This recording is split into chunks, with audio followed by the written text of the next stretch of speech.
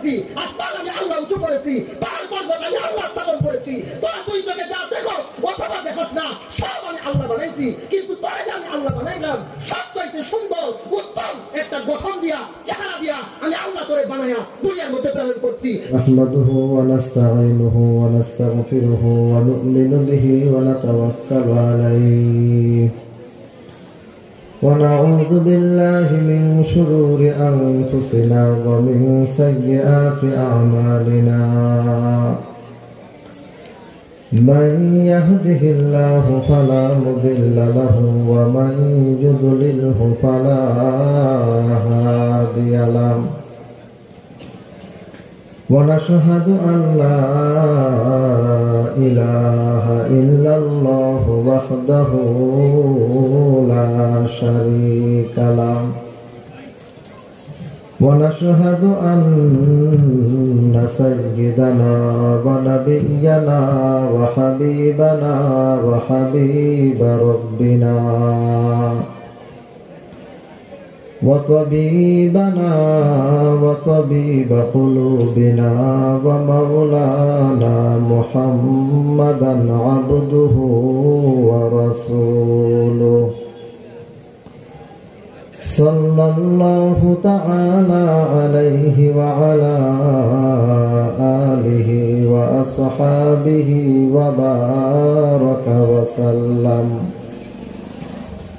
وبارك وسلم تسليما كثيرا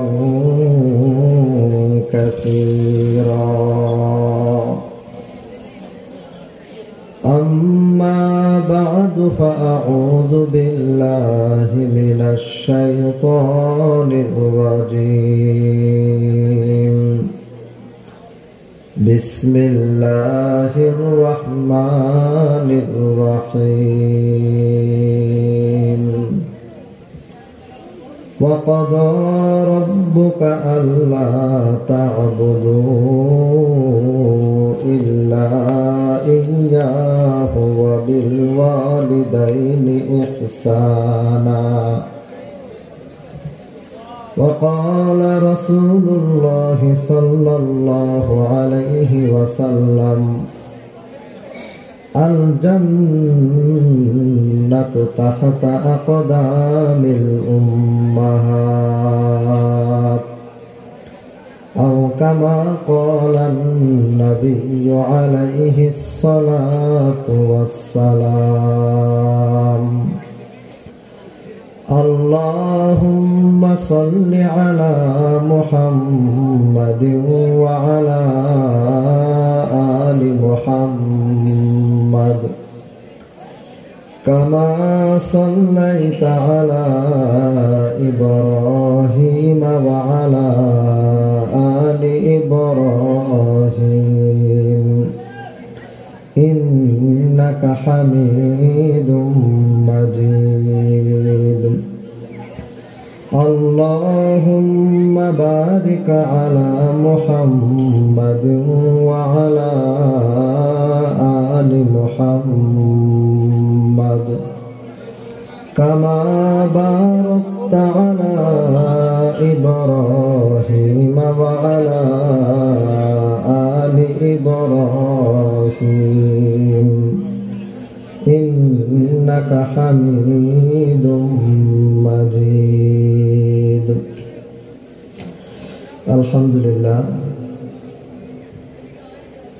ইউসুফ আলী কবিরাজ সাহেব এর উদ্যোগে আয়োজিত আজকের এই ওয়াজ ও দোয়া মাহফিলের সম্মানিত সভাপতি জনাব বীর মুক্তিযোদ্ধা হাজী মোহাম্মদ আবুল কাসেম সাহেব, উপস্থিত হযরত উলামায়ে কেরাম,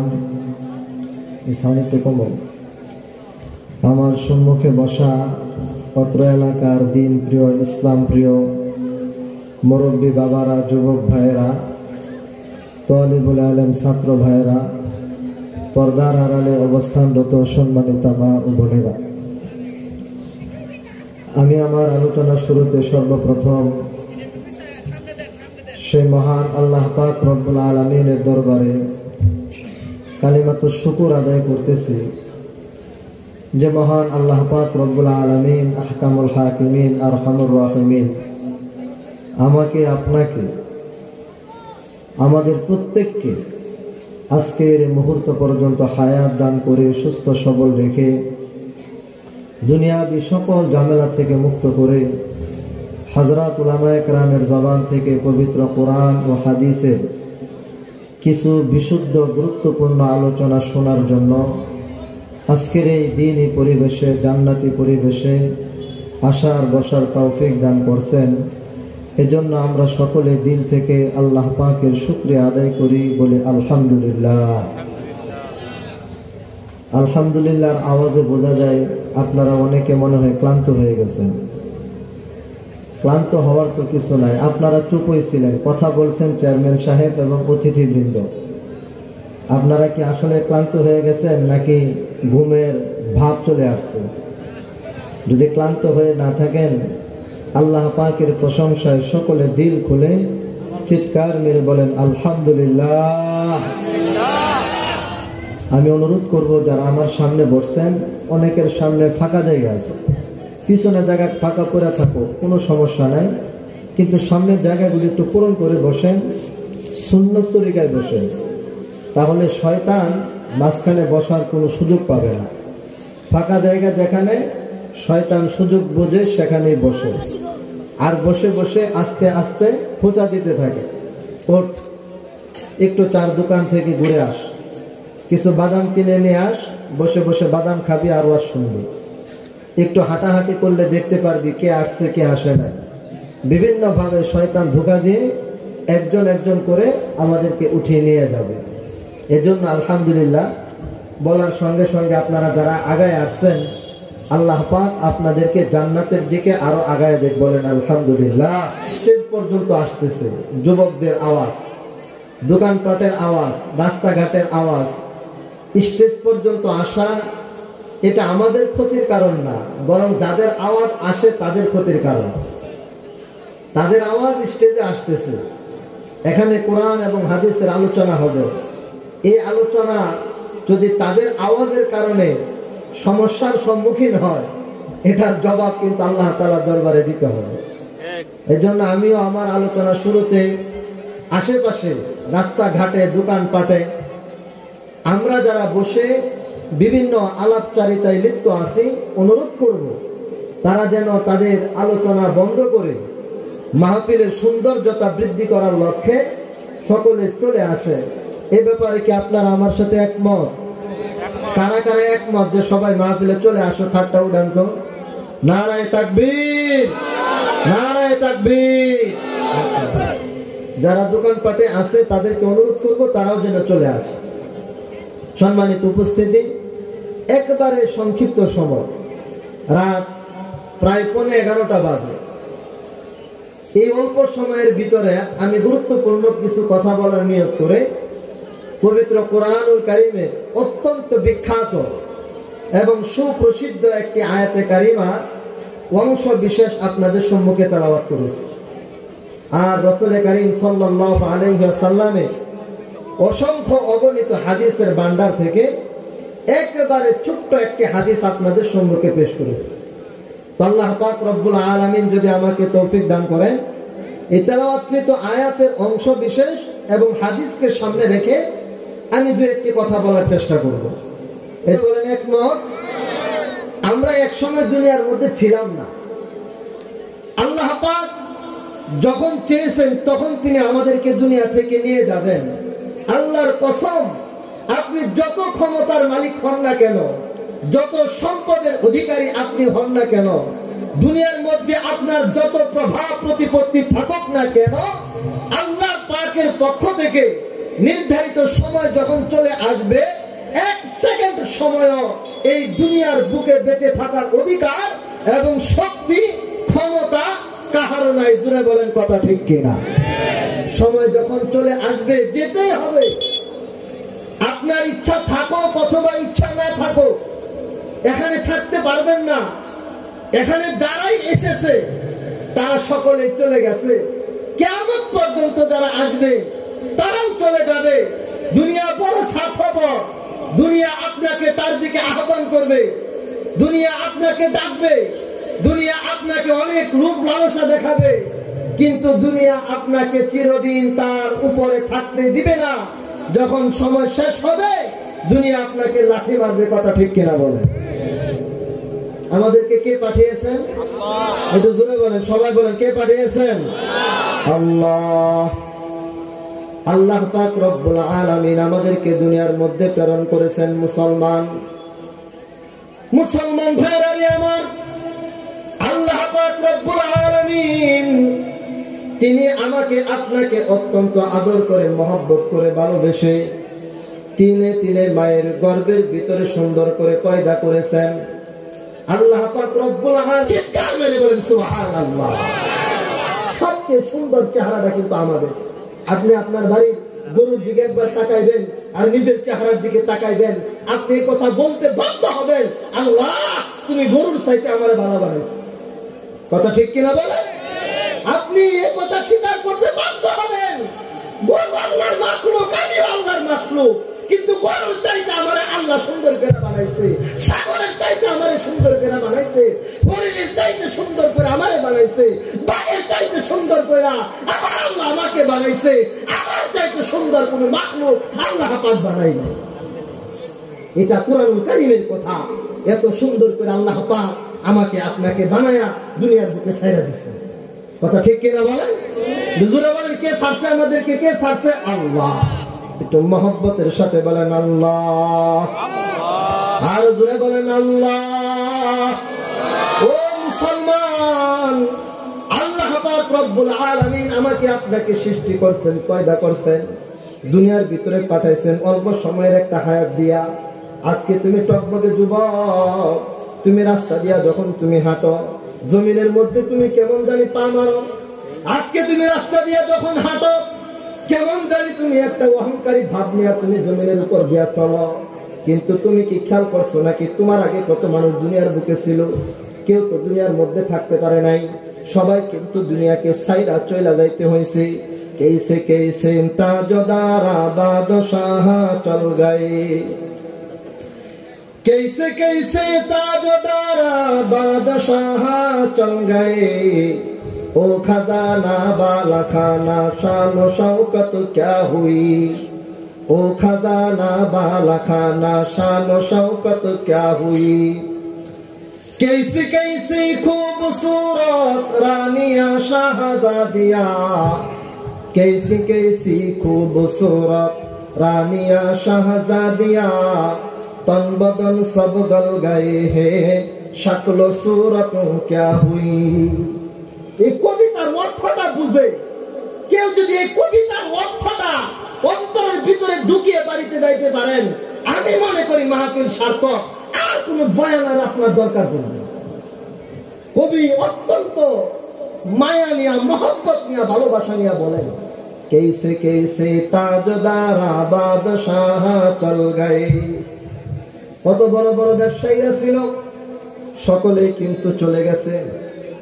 কত বড় বড় বাদশারা ছিল, তারাও কিন্তু দুনিয়া থেকে চলে গেছে। ও খাজানা বালা খানা, তার খাজানা ধন ভান্ডার, তার ব্যাংক ব্যালেন্স, তার টাকা পয়সা, তার সহায় সম্পত্তি সব কিছু রেখে চলে গেছে। কই কিছুই তো নিয়ে যাইতে পারলো না। ও মুসলমান, যাই কামাই করেন কিছুই কিন্তু নিয়ে যাইতে পারবেন না। সব কিছু দুনিয়ার মধ্যে ছেড়ে যাইতে হবে। দুনিয়াকে আপনার পিছনে রেখে কবরে যেতেই হবে। আজকে আপনি মরেন, যতই কঠিন ঝড় কিংবা তুফান চলো, ঝড় তুফানের ভিতর দিয়া হলে আপনাকে দাফনের ব্যবস্থা করা শুরু হয়ে যাবে। ও মুসলমান, এই জন্য कैसे कैसे ताजदारा बादशाह चल गए, कैसे कैसे ताजदारा बादशाह चल गए, ओ खजाना बाला खाना शान शौकत क्या हुई। কোথায় গেল তার অর্থ? কোথায় গেল তার বিশাল অট্টালিকা?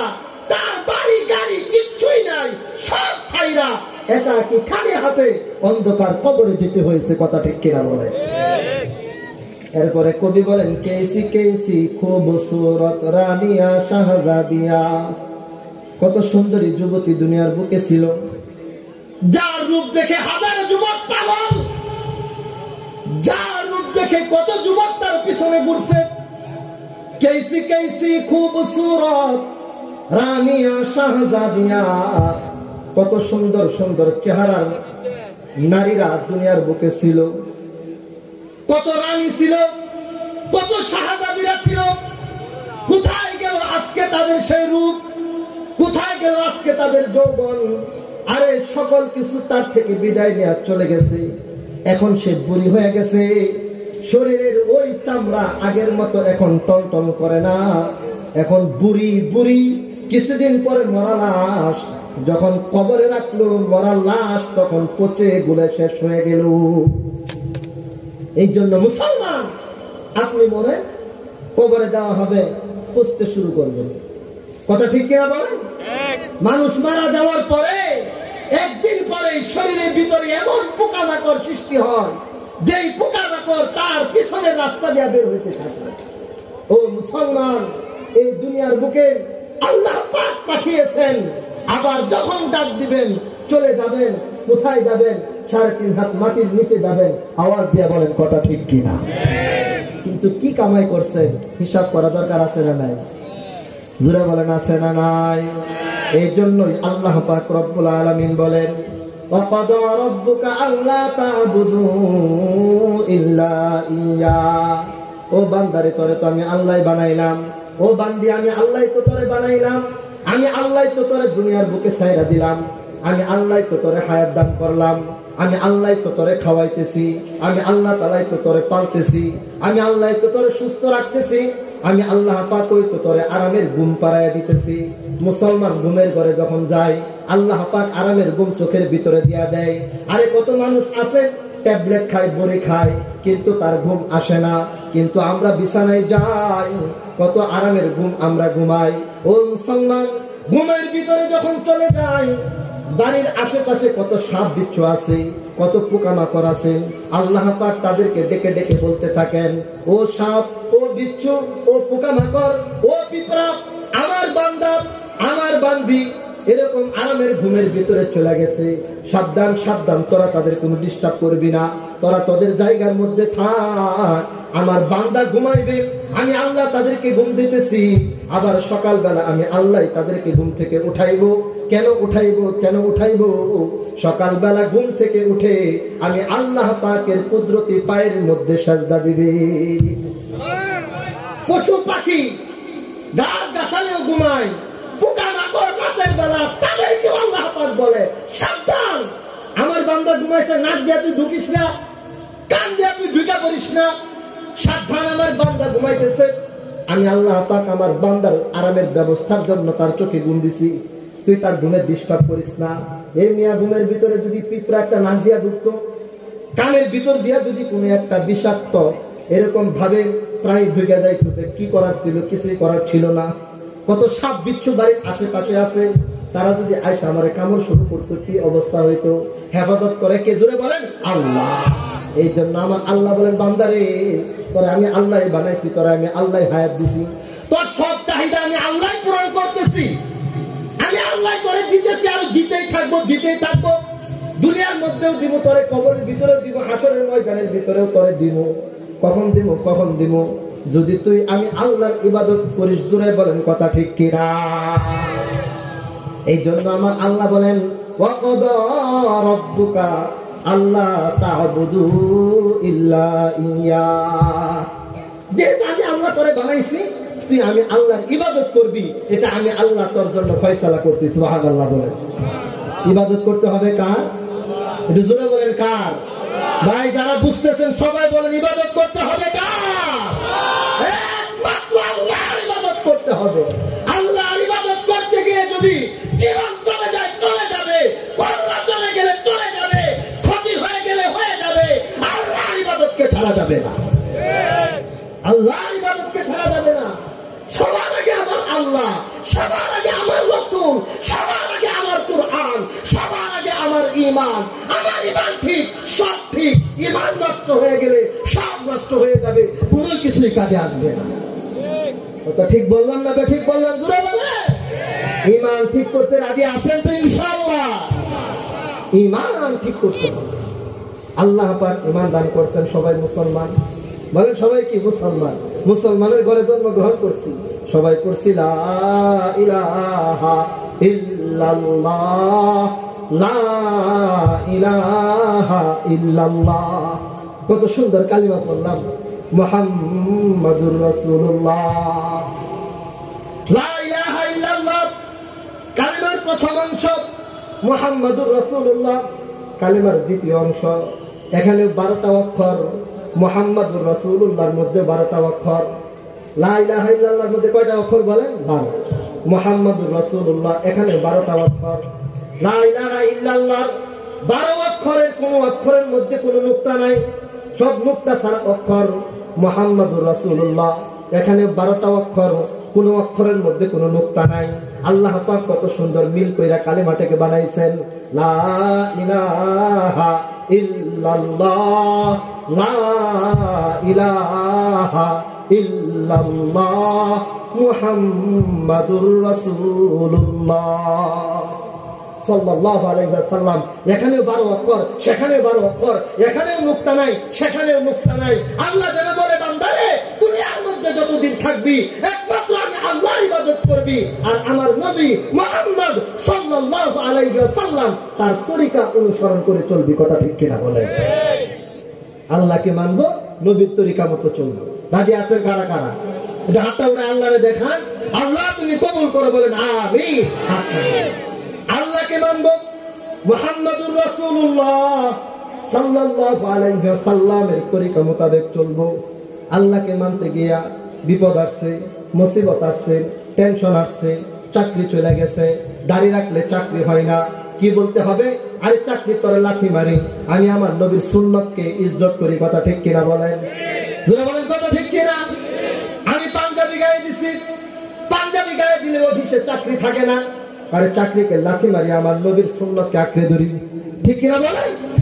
মিয়া যদি এমন আশেক, নবীর এমন অনুসারী, নবীর এমন উম্মত হতে পারেন, এমন উম্মত হয়ে যদি মরতে পারেন, এই কালেমা আপনাকে জান্নাত পর্যন্ত পৌঁছায় দিবে।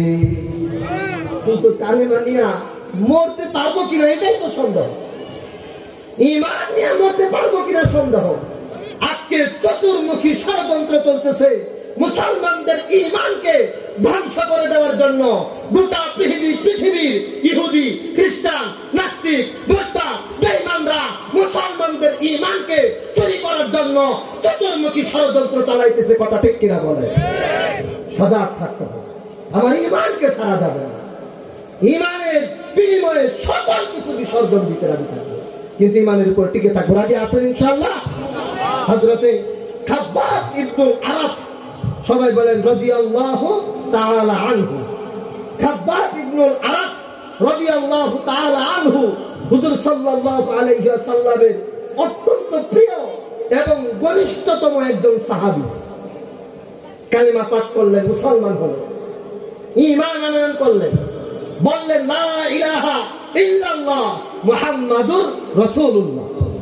কথাটা যখন বলল, খাব্বাব ইবনুল আরাত রাদিয়াল্লাহু তাআলা আনহু মুসলমান হয়ে গেল। মুসলমান ভাইরা আমার, মক্কার কাফেরেরা খাব্বাব ইবনুল আরাত রাদিয়াল্লাহু তাআলা আনহুর উপরে অত্যন্ত ক্ষিপ্ত হয়ে গেল, রাগান্বিত হয়ে গেল। কিরে খাব্বাব, তুই মুসলমান হয়ে গেলি, ব্যাপারটা কি? খাব্বাব বলে, যতই রাগান্বিত হও, আমার উপরে যতই তোমরা চড়াও হয়ে যাও না কেন, আমি বলছি লা ইলাহা ইল্লাল্লাহ মুহাম্মাদুর রাসূলুল্লাহ, আমি যেটা বলছি এটা থেকে আমি কোনো সময় ফিরে আসবো না। জুলুম করবা করো, মারধর শুরু হয়ে গেছে, শরীর থেকে রক্ত ঝরতেছে। ও মুসলমান, শরীরের মধ্যে লোহার পোশাক পরায় দেওয়া হয়েছে, গরমে পুরা শরীর এরকম গইলা যাইতেছে। খাব্বাব ইবনুল আরাত রাদিয়াল্লাহু তাআলা আনহুর উপরে জুলুম নির্যাতনের স্টিম রোলার চলতেছে। হযরতে বেলাল রাদিয়াল্লাহু তাআলা আনহু ঈমান আনয়ন করলেন, বেলালকে উত্তপ্ত গরম বালুর উপরে শোয়ায় রাখা হইল।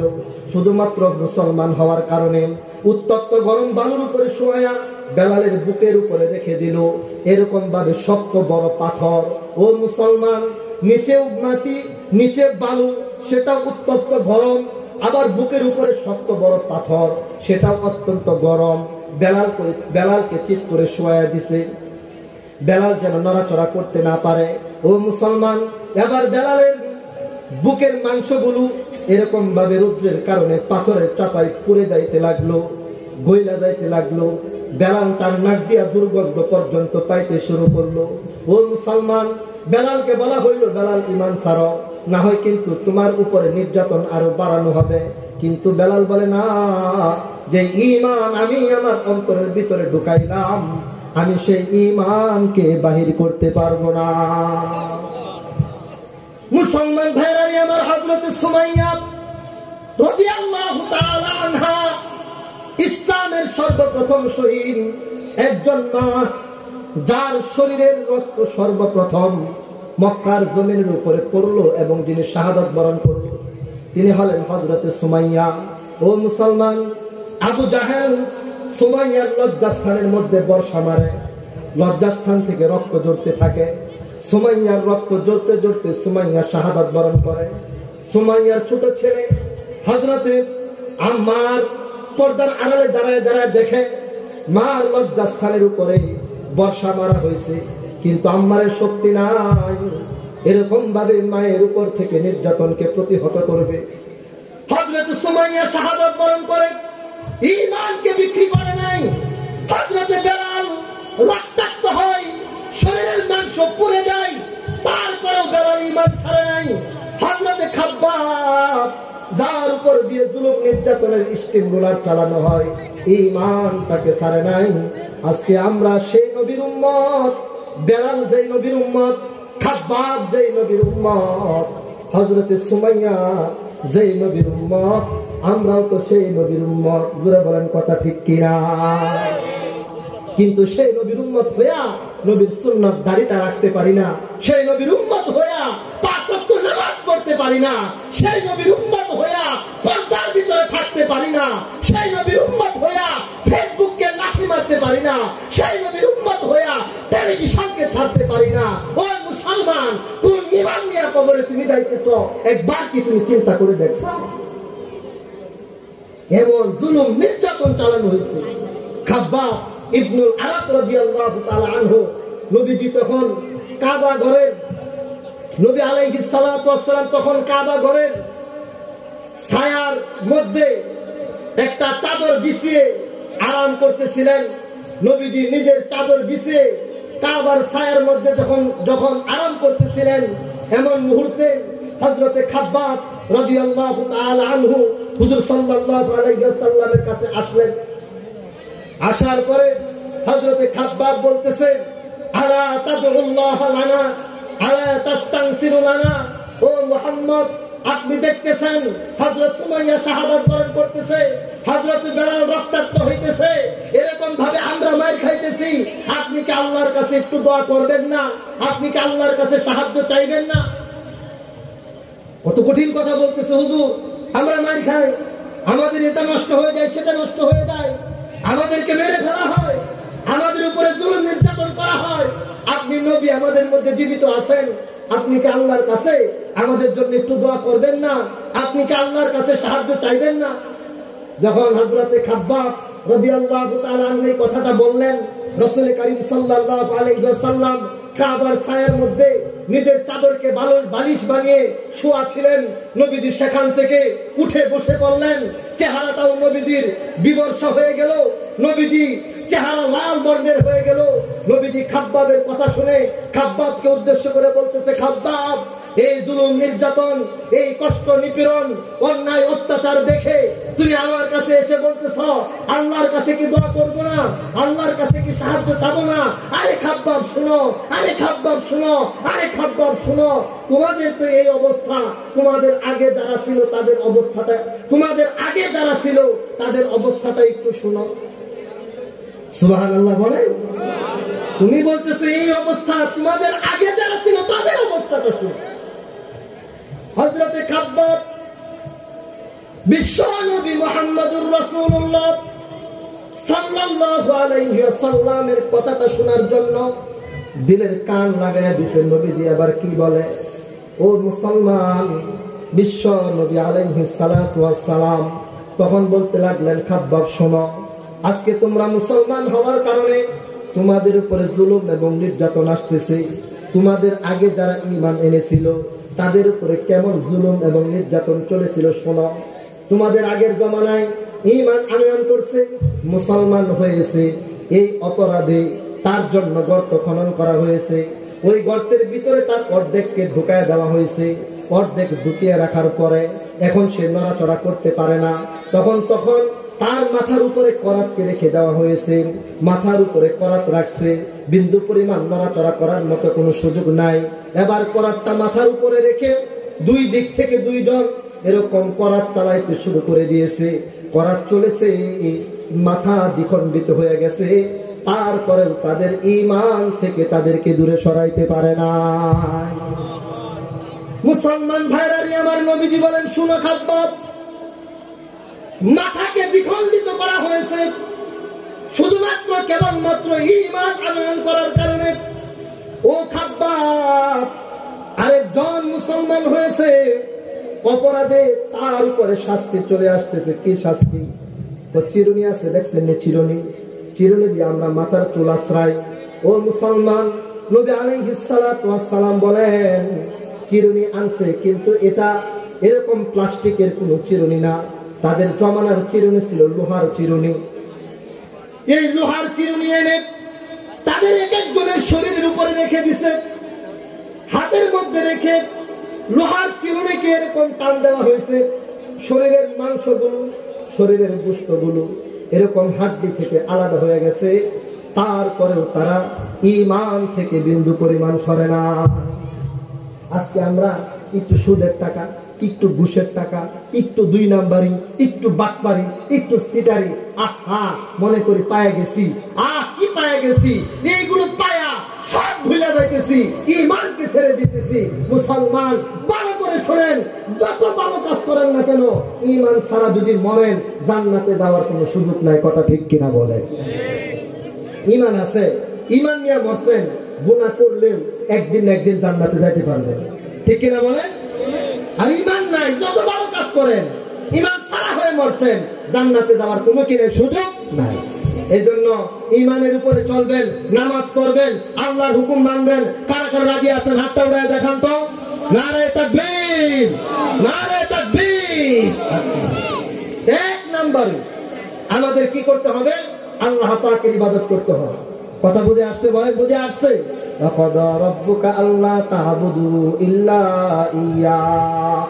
আল্লাহ পাক বলেন, বান্দারে, ও আমার বান্দি, আমি আল্লাহ যেহেতু তোরে বানাইলাম, এই জন্য তোর উপরে এক নাম্বার দায়িত্ব আমি আল্লাহ তাআলা ফয়সালা করে দিয়েছি। যতদিন তুই জীবিত থাকবি একমাত্র আমি আল্লাহর ইবাদত করবি। আর দুই নম্বরে তোর উপরে আমার পক্ষ থেকে আরেকটা দায়িত্ব, আমি আল্লাহর ইবাদতের পাশাপাশি তোর মা যে তোকে জন্ম দিয়েছে, তোর বাবা যে তোকে জন্ম দেওয়ার মাধ্যম হয়েছে, দুই নম্বরে তোর মা এবং বাবা, তাদের সাথে তুই মৃত্যু পর্যন্ত সৎ আচরণ করবি। কথা বলে ঠিক কিনা? এক নম্বরে আল্লাহর ইবাদত, দুই নম্বরে এই আয়াতের মধ্যে আল্লাহ পাক মা বাবার খেদমতের কথা বলেছেন। মুসলমান কেন? যেহেতু আল্লাহ পাক প্রত্যেকটা মানব জাতিকে, নারী হোক কিংবা পুরুষ হোক, তিনি হলেন সৃষ্টির একমাত্র কর্তা, তিনি হলেন একমাত্র সৃষ্টিকর্তা, তিনি একমাত্র বানানেওয়ালা, তিনি বানাইছেন। এই জন্য ইবাদত করতে হবে শুধুমাত্র কেবলমাত্র তার। কিন্তু দুই নম্বরে আমারে আপনারে যদিও আল্লাহ পাক বানাইছে, কিন্তু দুনিয়াতে আসার ক্ষেত্রে যাদেরকে মাধ্যম বানাইছেন তিনি হলেন আমাদের মা এবং বাবা। জুড়ে বলেন ঠিক কিনা? এই জন্য যেহেতু আল্লাহ বানাইছে, কিন্তু বানানোর মধ্যেও মা বাবাকে আল্লাহ পাক মাধ্যম বানাইছে।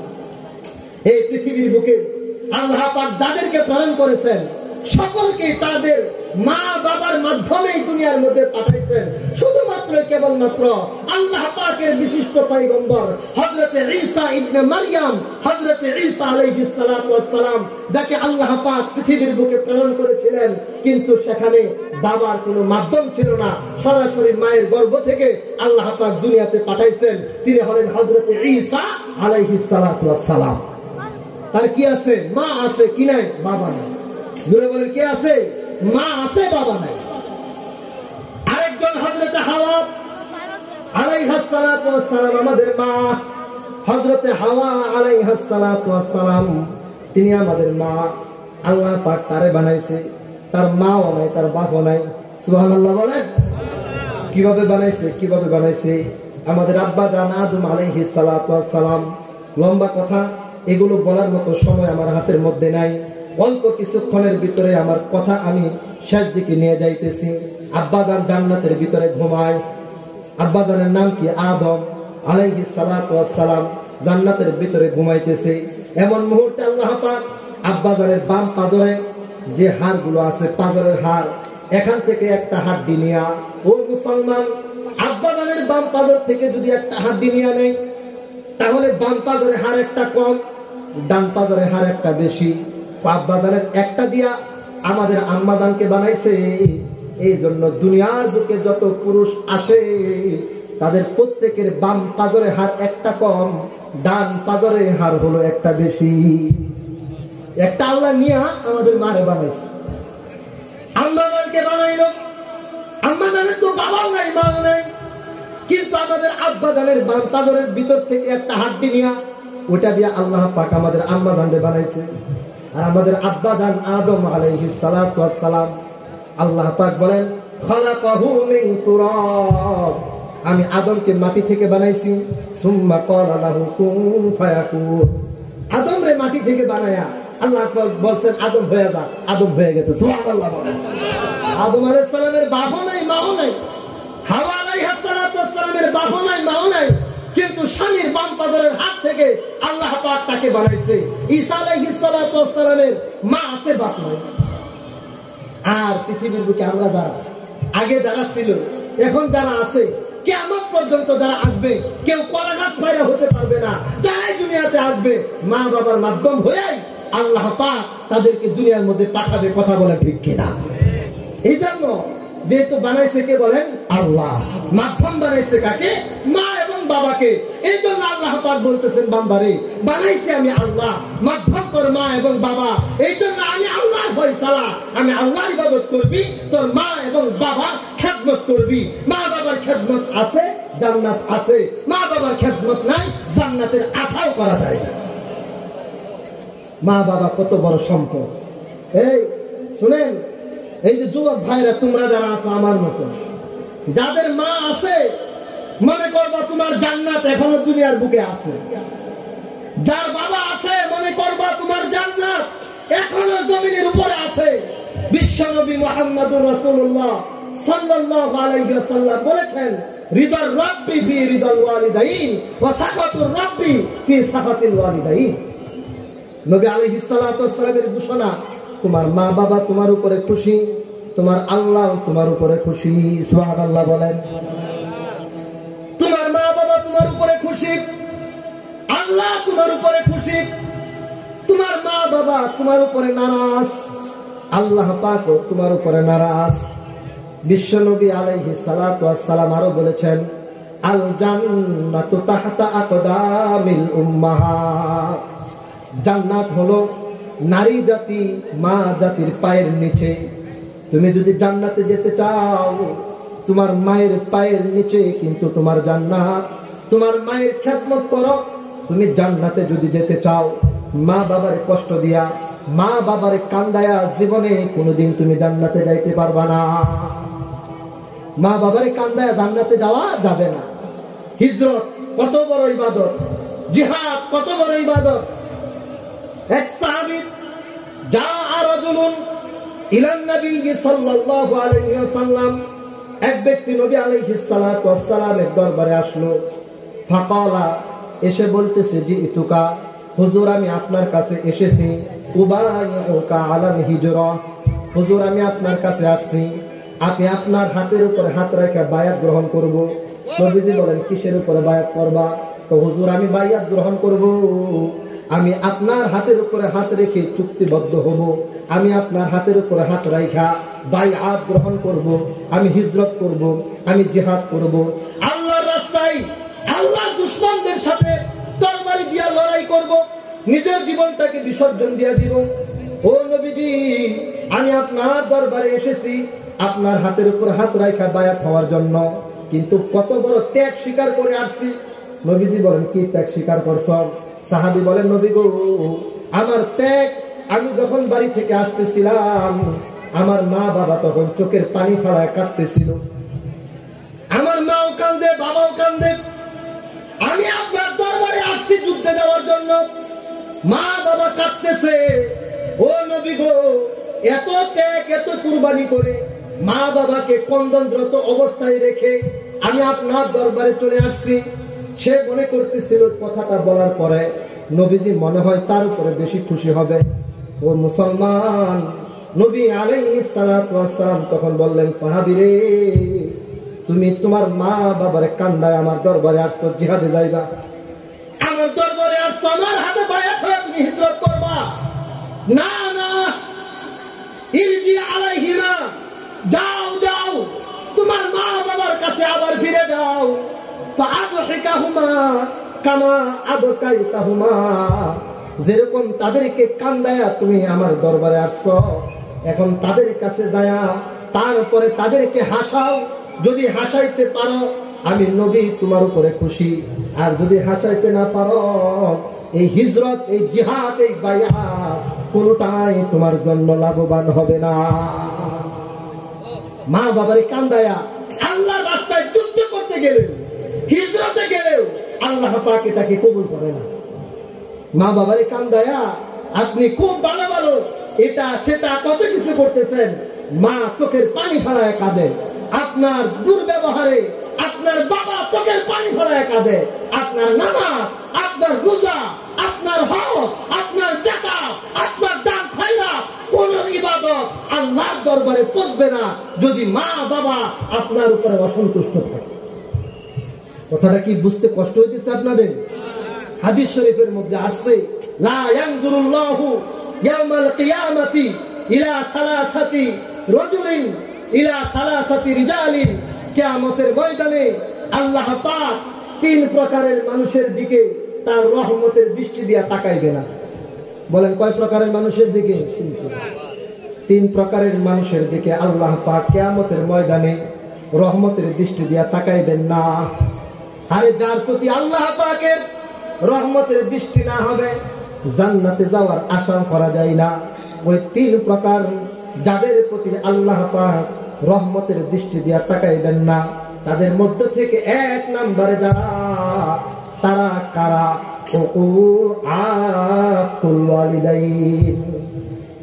যারা তাদের পিতা এবং মাতার অবাধ্য, কিয়ামতের ময়দানে আল্লাহ পাক তাদের দিকে রহমতের দৃষ্টি দিয়া তাকাইবে না।